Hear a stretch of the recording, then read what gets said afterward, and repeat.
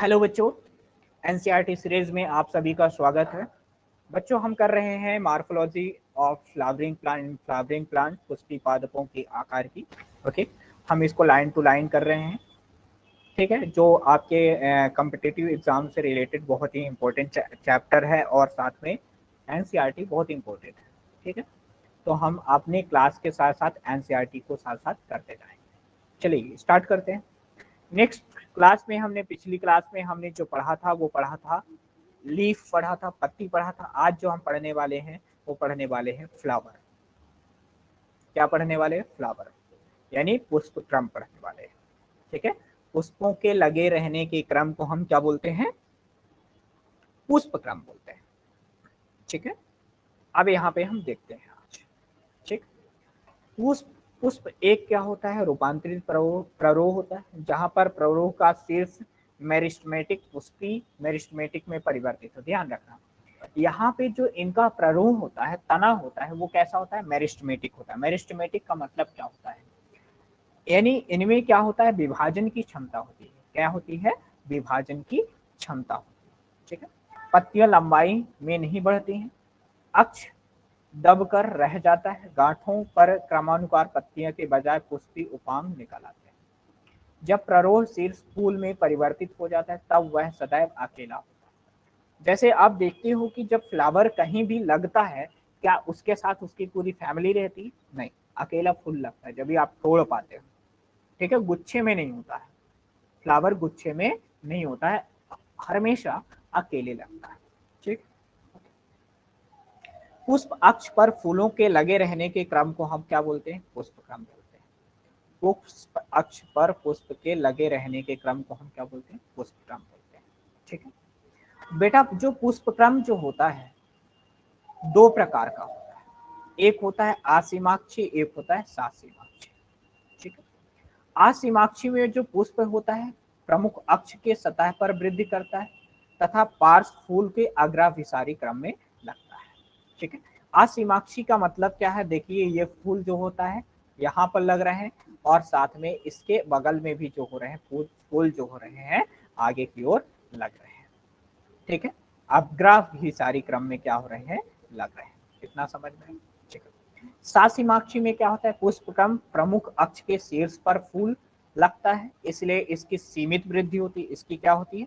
सीमित वृद्धि होती है तथा फूल तलाभिसारी क्रम में लगते हैं। ध्यान रखना, असीमाक्षी में जो फूल होते हैं अग्राभिसारी, अग्राभिसारी का मतलब होता है नीचे से ऊपर की ओर लगे। तलाभिसारी का मतलब होता है कि एक प्लांट जो है, फूल जो है ऊपर लग गया, उसके नीचे जितने फूल लगेंगे उसको हम बोलते हैं तलाभिसारी। ठीक है, आगे अगला फ्लावर। तो पुष्प क्रम के लगे रहने का मतलब समझ में आया। अब यहाँ पे देख, ये है सासीमाक्षी। यहाँ पे देख रहे हो एक टॉप पर ये फ्लावर लग गया। अब इसके नीचे जो लग रहे हैं ये देख लीजिए, ये लग रहे हैं, ये टॉप पर लग गए एक, इसके नीचे ये फ्लावर लग रहे हैं। इसको हम क्या बोलते हैं? तलाभिसारी। क्या बोलते हैं? तलाभिसारी। यानी एक ऊपर लग जाना, उसके नीचे फूल के लगने के जो क्रम होते हैं वो तलाभिसारी। नेक्स्ट क्या होता है? फ्लावर। नेक्स्ट क्या होता है? फ्लावर। ये क्या होता है? एंजियोस्पर्म में फूल एक बहुत ही महत्वपूर्ण ध्यानकर्षी रचना होता है। यानी एक जो फ्लावर होता है एक अट्रैक्टिव होता है। देखते हो कोई भी फूल आपने देखा हो, उसकी खुशबू से आप क्या हो जाते हैं? अट्रैक्ट होते हैं, उसकी ओर आकर्षित हो जाते हैं। होते हैं कि नहीं? लैंगिक जनन की रचना के लिए होता है, इसमें लैंगिक जनन होता है। ठीक है, अब जो होता है पुष्प जो होता है पुष्प वृंत से लगा होता है, साथ में पुष्पासन में लगा होता है। ठीक है, इसमें क्या होता है? कैलिक्स होता है, कोरोला होता है, एंडोनेशियम होता है, गायनेशियम होता है। कैलिक्स तथा कोरोला क्या होते हैं? सहायक अंग। ध्यान रखना, बहुत इंपॉर्टेंट पॉइंट है यहाँ पे। यहाँ पे ये जो अंडरलाइन हम करने वाले हैं, यहाँ पे जो कैलिक्स और कोरोला जो होते हैं वो कैसे होते हैं? सहायक अंग होता है, यानी ये हेल्पिंग ऑर्गन होते हैं। साथ में जो पुमंग एंड जयांग होते हैं वो क्या होते हैं? लैंगिक अंग होते हैं। ठीक है, यानी जो पुमंग और जायांग होते हैं वो कैसे होते हैं? लैंगिक अंग होते हैं। और कैलिक्स एंड कोरोला कैसे होते हैं? सहायक अंग होते हैं। ठीक है, जैसे फूलों में, जैसे प्याज में क्या होता है? कैलिक्स कोरोला नहीं होता। डायरेक्ट कोरोला और पेरानोशियम एंडोनेशियम होता है। तो इस तरह के फ्लावर में क्या होता है, परिदल होता है, पेरिएंथस बोलते हैं। क्या होता है, परिदल। जब कैलिक्स और कोरोला ना हो तब उसको हम क्या बोलते हैं, पेरिएंथस परिदल बोलते हैं। ठीक ठीक। अब जो फ्लावर होते हैं तो दो तरह के होते हैं, एक होता है द्विलिंगी जिसको हम बोलते हैं उभयलिंगी, एक होता है एक लिंगी जिसको हम बोलते हैं एक अंडपी।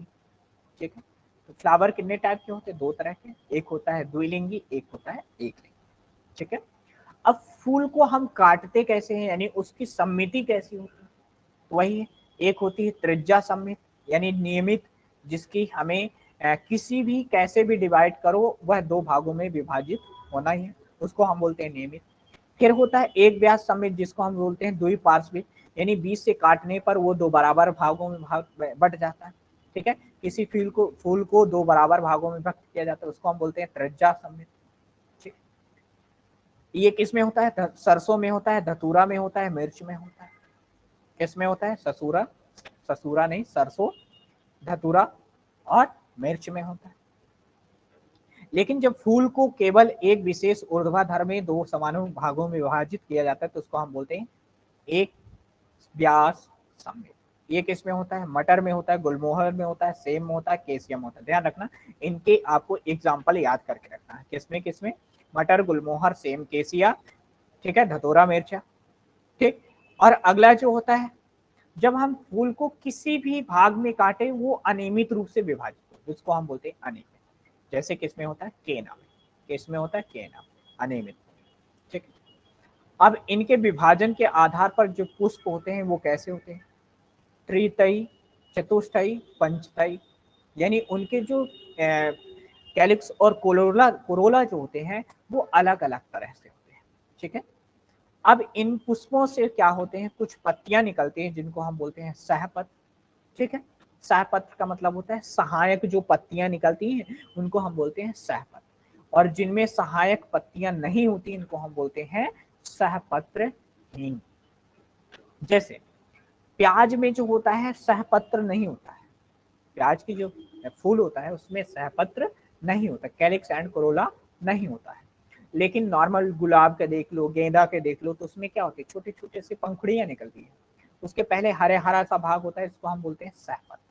ठीक है, अब पुष्प के कैलिक्स, कोरोला, पुमंग, अंडाशय की सापेक्ष स्थिति के आधार पर, यानी जो गाइनोशियम के आधार पर जो अंडाशय होता है वो अलग अलग टाइप के होता है।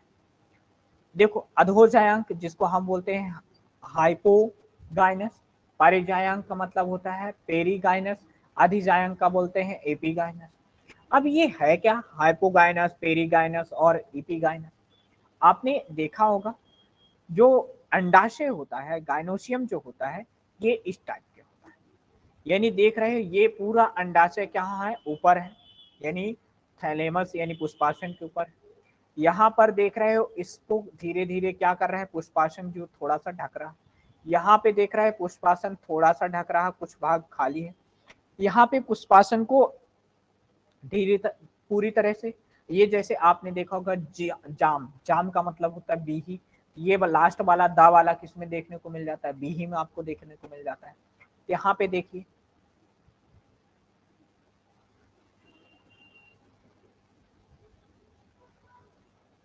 यहाँ पे देखिए, यहाँ पे देखिए, तो यदि हम देखें तो अधोजायांक क्या होता है, जायांक क्या होता है, सर्वोच्च स्थान पर होता है, कहाँ होता है, सर्वोच्च स्थान पर होता है।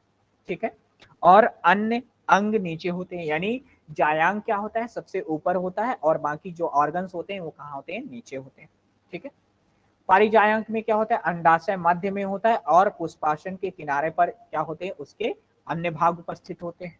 ठीक है, फिर अधोजायांक का मतलब क्या होता है, जो आधा जायांक जो होता है किसमें होता है, पूरी तरीके से उसको जायांक को क्या कर लिया जाता है, घेर लिया जाता है, उसको हम बोलते हैं अधोजायांक। ठीक है, उदाहरण देख लीजिए, पल्म, गुलाब, आंडू, अधोजायांक किसमें होता है, पल्म में। देखो पहले तो अधोजायांक जो होता है ये कहाँ स्थित होता है, किसमें होता है, जो अंडाशय होता है वो कैसा होता है, ऊर्ध्ववर्ती होता है, ये किसमें होता है, सरसों में होता है। गुड़हल में होता है, बैगन में होता है। परिजायंग किस में होता है? अंडाशय में जो होता है, तो किस में होता है? फल में होता है, गुलाब में होता है, आंडू में होता है। ठीक है। फिर अधिजायंग किस में होता है? अधिजायंग किस में होता है? अरपुष्पक, अमरूद और घिया। ठीक है, इसमें क्या होता है? अधिजायंग होता है। ठीक है। जो अंडाशय कैसा होता है? ऊर्ध्ववर्ती होता है। यहाँ पे अंडाशय क्या होता है? अधोवर्ती होता है। यहाँ पे अंडाशय क्या होता है? ऊर्ध्ववर्ती होता है। ठीक है, ये क्या हो गया? अंडाशय के रूपांतरण हो गया। ठीक, ये इसके एग्जाम्पल हो गए, ये हो गए, ये हो गया, ये हो गया, ये हो गया, 4 हो गए। ठीक, फिर अगला क्या होता है? पुष्प के भाग, यानी फ्लावर के पार्ट्स। फ्लावर के 4 पार्ट होते हैं, कैलिक्स, कोरोला, एंड्रोनेशियम, गायनेशियम। कैलिक्स क्या होता है? कैलिक्स पुष्प का सबसे बाहरी पार्ट होता है। ठीक है, जिसको हम बोलते हैं बाह्य दल भी कहते हैं। ठीक है, यह कैसा होता है? हरा कलर का होता है। ठीक है, यह फूल की क्या करता है? रक्षा करता है। देखो, जो कैलिक्स होता है संयुक्त बाह्य दली होता है अथवा पृथक बाह्य दली होता है। ठीक है, फिर उसके बाद क्या होता है? कोरोला। कोरोला के बाद क्या? कोरोला जो होता है दल होता है, जिसको हम बोलते हैं एंडोनेशियम। कैलिक्स कोरोला होता है। ठीक है, जो कोरोला होता है ये परागण के लिए कीटों को क्या करता है? आकर्षित करता है। ठीक है, यानी इसका डुअल नेचर होता है, दोहरा यानी प्रकृति होती है। ठीक है, आवाज आ रही है मेरी बेटा? इसका नेचर कैसा होता है? डुअल होता है, दोहरा निषेचन होता है, यानी ये डबल नेचर शो करता है। ठीक है, इतना समझ में आया कि नहीं है? तो ये जो कोरोला होता है ये कलरफुल होता है, अलग अलग, जैसे आप पंखुड़ियां यूज करते हो, फूलों की जो पंखुड़ियां आप देखते हो, गुलाब की, गेंदा की, जितने भी फ्लावर होते हैं तो देखते कलरफुल होते हैं, तो क्या होते हैं? कोरोला होता है, उनका कोरोला भाग जो होता है कलरफुल होता है। इतना समझ में है? ठीक, तो एक अपनी ओर क्या करता है? कीटों को आकर्षित करता है। कैलिक्स जो होता है तरह कोरोला के संयुक्त दली होता है या पृथक दली, यानी संयुक्त दली का मतलब होता है एक साथ जुड़ा होता है या अलग अलग होता है। ठीक है, पौधों में कोरोला आकृति तथा रंग में भिन्न भिन्न होते हैं, यानी जो कोरोला का आकृति है और रंग कलर जो होता है वो अलग अलग होता है। जहां पर तक आकृति का संबंध होता है वह नलिकाकार, घंटाकार, कीपाकार और चक्राकार होता है। किस किस तरह? नलिकाकार, घंटाकार, ठीक है, कीपाकार और चक्राकार हो सकता है। देख लीजिए, ये जो होता है ये वाले जो पंखुड़ियां होती हैं ये हो गए, ये देखिए कैलिक्स, कोरोला, एंडोनेशियम और गायनेशियम, ये उसके पुष्प के भाग होते हैं, पार्ट्स होते हैं। ठीक है, नेक्स्ट देखते हैं, अगला देखते हैं। यहाँ पे देख लीजिए, यहाँ ये क्या होता है? पुष्प दल विन्यास, यानी पुष्प दल का विन्यास का मतलब होता है जो कैलिक्स कोरोला जो होता है उस कैसे लगता है, किस प्रकार से वो लगता है। पुष्प दल विन्यास, पुष्प कली के उपचक्र, उसी चक्र को इकाइयों की अपेक्षा बाह्य दल में लगे होते हैं, पुष्प दल विन्यास होता है। अब जो पुष्प दल विन्यास होता है कैसे होता है? कोर छादी होता है, कोर स्पर्शी होता है, व्यावर्तित होता है, कोर छाती होता है और वैक्सिलरी होता है। जो पुष्प दल विन्यास होता है वो 4 तरह के होता है, यानी कोर छादी का मतलब होता है एक दूसरे को इस तरीके से क्या करेंगे? ढकेंगे। व्यावर्तित का मतलब होता है एक दूसरे को इस तरीके से टच करेंगे। ठीक है, कोर छादी यानी कोर स्पर्शी का मतलब कोर एक दूसरे को इस तरह से स्पर्श करेंगे। ठीक है, जैक्सिलरी का मतलब होता है एक दूसरे को ऐसे करेंगे। ठीक है, ऐसे। ठीक है, आगे देखेंगे। ठीक है, अब आगे देखते हैं, आगे बढ़े बच्चा। देखो, पहला जो है, जब चक्र के बाह्य दल अथवा दल एक दूसरे के किनारे को केवल क्या करते हैं? स्पर्श करते हैं, तो उसे हम क्या बोलते हैं? कोर्स स्पर्श। किसमें होता है? कोलोट्रॉपिस। यानी जब यहाँ पे देखो, यहाँ पे ये जो देख रहे हो ये किनारे एक दूसरे को क्या कर रहे हैं? स्पर्श। यहाँ पर ये पहला आ में देखोगे, यहाँ पे ये एक दूसरे को क्या कर रहे हैं? स्पर्श कर रहे हैं, इसलिए इसको हम क्या बोलते हैं बच्चा? कोर स्पर्शी बोलते हैं। ठीक है, तो ये किसमें होता है? कोर स्पर्शी। यदि किसी दल का बाह्य दल का किनारा अगले दल के दूसरे किनारे को क्या करता है? व्यावर्तित करता है, यानी ढकता है, ऐसे ढकता है एक दूसरे को, तो उसको हम बोलते हैं व्यावर्तित बोलते हैं। ये किसमें होता है? गुड़हल में, भिंडी में और कपास में होता है, याद करना। ये देख लो, एक एक का किनारा दूसरे के किनारे को ढक रहा, दूसरे का किनारा एक के किनारे को ढक रहा। ठीक है, इतना समझ में है? ये किसमें देखने को मिलता है? गुड़हल में, भिंडी में, कपास में देखने को। यदि बाह्य दल तथा दल एक दूसरे को क्या करते हैं? अति व्याप्त करते हैं या कोई विशेष दिशा में नहीं होते हैं, इसको हम बोलते हैं कोर छाती। देख लीजिए यहाँ पे एक देख लीजिए पूरा ढक रहा, दो एक को पूरे दो किनारे वाले ढक रहे हैं, फिर एक को ये ढक रहा, तो इस तरह से जो होता है इसको हम क्या बोलते हैं, कोर छाती बोलते हैं। ये किसमें देखने को मिलता है, केसिया और गुलमोहर में देखने को मिलता है। ठीक है, फिर क्या होता है, सेम में और मटर में 5 दल होते हैं, जिसको हम बोलते हैं 2 पार्श्व स्पर्शी होते हैं और बाकी क्या होते हैं, कोट चक्र में व्यवस्थित होते हैं, इसको हम बोलते हैं वैक्सेलरी, जिसको हम पिपिलियोनियसी बोलते हैं। ये देख लीजिए, ये वाला जो होता है देख लीजिए, एक टोपी जैसे संरचना बना रहा है, एक ये बना रहा, एक कप जाई स्ट्रक्चर बना रहा है। ठीक है, इस तरह के पुष्प विन्यास को हम क्या बोलते हैं, वैक्सेलरी बोलते हैं। क्या बोलते हैं बच्चा, वैक्सेलरी बोलते हैं। ठीक है, ये किसका विन्यास है, ये पुमंग सॉरी कैलिक्स कोरोला का है। किसका है, कोरोला का है। ठीक, अब अगला क्या, मटर तथा 2 से अधिक बहुदल होते, बहुसंघी होते हैं। ठीक है, सिट्रस हो सकता है, उसी फूल की तंतु की लंबाई क्या हो सकती है, सॉल्विया में भी तथा सरसों में भी होता है। ठीक है, अगला क्या होता है, गायनेशियम जो होता है। गायनेशियम कैसे होते हैं, अलग अलग तरीके से लेकर होते हैं। जैसे मटर में देखते हो किनारे में लगा होता है इस तरह से, ये देखो ये इसका किनारा है और किनारे से ये क्या होते हैं, बीज लगे होते हैं, इस तरह के होंगे। ठीक है, फिर यहाँ पे देख रहे हो इसके बीच में लग रहा है, यहाँ पे सेंटर में भी दाने लग रहे हैं, फिर इसमें देख रहे हो किनारे में दाने लग रहे हैं, फिर इसमें देख रहे हो बिल्कुल सेंटर में लग रहे हैं, और इसमें देख रहे हो ये अलग तरीके से लग रहा है। तो ये क्या हो गए, जायांग के पोजीशन हो गए। अब जायांग जो होते हैं कितने टाइप का होता है, 4 टाइप का। कौन कौन से, वर्तिकाग्र, सॉरी वर्तिकाग्र, वर्तिकाग्र तथा अंडाशय। ठीक है, आधारी भाग क्या होता है, फूला होता है, जिस पर लंबी नलिका होती है, जिसे हम क्या बोलते हैं, वर्तिकाग्र बोलते हैं। वर्तिकाग्र अंडाशय को वर्तिकाग्र से जोड़ती है। ठीक है, वर्तिकाग्र जो होता है वर्तिका की चोटी होती है। ठीक है, ये परागण को ग्रहण करती है। प्रत्येक अंडाशय में एक या अधिक क्या होते हैं, बीजांड होते हैं, जिसको हम बोलते हैं बीजांडाशय। ठीक है, अब ये जो बीजांडाशन होते हैं अलग अलग होते हैं। जब एक से अधिक अंडप होते हैं तो उसे हम बोलते हैं मुक्त अंडपी बोलते हैं। जैसे गुलाब में हो गए, कपास में होते हैं, उसको हम बोलते हैं व्युक्त अंडपी यानी एपोकार्प। ठीक है, जब अंडप जुड़े होते हैं उसको हम बोलते हैं मटर या टमाटर, उसको हम बोलते हैं युक्तांड यानी सिन कार्प बोलते हैं। निषेचन के बाद अंडाशय किस में कन्वर्ट होता है, बीजांड में, और ध्यान रखना बीजांड बीज में कन्वर्ट होता है, अंडाशय फल में। ध्यान रखना, निषेचन के बाद क्या होता है, बीजांड बीज में और अंडाशय किस में कन्वर्ट होता है, किसमें कन्वर्ट हो जाता है,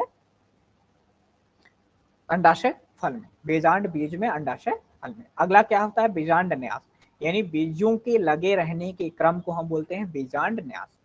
जो बीजांड नाश होता है वो 4 तरह के होता है। एक होता है सीमांत, एक होता है स्तंभी, एक होता है भित्ति, एक होता है आधारी, एक होता है केंद्रीय। 1 2 3 4 5 टाइप का होता है। ठीक है, सीमांत का मतलब होता है एक सीमा में लगना। जैसे ये पहला देख रहे हैं सीमांत, एक सीमा में एक रेखा में लगा हुआ है, इसको हम बोलते हैं सीमांत। ठीक है, ये किस में होता है, मटर में। ठीक है, फिर क्या होता है, सीमांत के बाद क्या होता है, स्तंभी। स्तंभी का मतलब होता है जो बिल्कुल सेंटर में लगा होता है, इसको हम बोलते हैं स्तंभी। सेकंड वाला देखिए, सेकंड में देख रहे हैं ये बिल्कुल स्तंभ में लग रहा और अलग अलग भागों में डिवाइड होता है, इसको हम बोलते हैं स्तंभी। ठीक है, क्या बोलते हैं, स्तंभी। ठीक है, ये किस में होता है, गुड़हल में होता है, टमाटर में होता है और नींबू में होता है। स्तंभी किस में होता है, गुड़हल में, टमाटर में और नींबू में होता है। फिर भित्ति का मतलब होता है जो दीवार से लगा होते हैं, उनको हम बोलते हैं भित्ति। ठीक है, ये किस में होता है भाई, ये होता है सरसों में। कहाँ होता है, सरसों में और आर्जीमोन में होता है। किस में होता है, सरसों में होता है और आर्जीमोन में होता है। ठीक है, भित्ति हो गया, जो भित्ति से लगा है, देख रहे हो यहाँ पे भित्ति से लगा हुआ है। ठीक, फिर इसके बाद क्या हो गया, भित्ति में और क्या हो सकता है, पपीता, पपीता में भी लग रहा था भित्ति में। ठीक है, अगला क्या हो गया, डायंथस एम प्रीमरोज क्या होता है, डायंथस एम प्रीमरोज क्या होता है, मुक्त स्तंभी। मुक्त स्तंभी का मतलब ये सेंटर में बिल्कुल किसी से कोई मतलब नहीं, बिल्कुल फ्रीली होता है, इसको हम बोलते हैं मुक्त स्तंभी। एक इसमें होता है डायंथस एम प्रीमरोज होता है। फिर आधारी, आधारी का मतलब होता है जो बेसल में लगा होता है, ये देख रहे हैं ये जो बेसल में लगा है इसको हम बोलते हैं आधारी। ये किसमें देखने को मिलता है, सूरजमुखी एंड गैदा में मिलता है। ठीक है, ये किसमें का रूपांतरण हो गया, जायांग को हो गया। ठीक है, इसके बाद नेक्स्ट जो टॉपिक है वो क्या है, बीज, जो हम किस में करेंगे, नेक्स्ट क्लास में करेंगे। ठीक है, तो इतना बच्चा समझ में आए। ठीक है, तो हमें उम्मीद है कि आप सही तरीके से पढ़ रहे होंगे, अच्छे से करना है, इसको बार बार आपको करना है। ठीक है, एनसीईआरटी को मेन फोकस करना है, जिससे आपको क्वेश्चन सही तरीके से प्रॉपर वे में अच्छे से बन जाए। ठीक है, तो मिलते हैं बच्चों नेक्स्ट क्लास में, तब तक के लिए बहुत बहुत धन्यवाद। जय हिंद।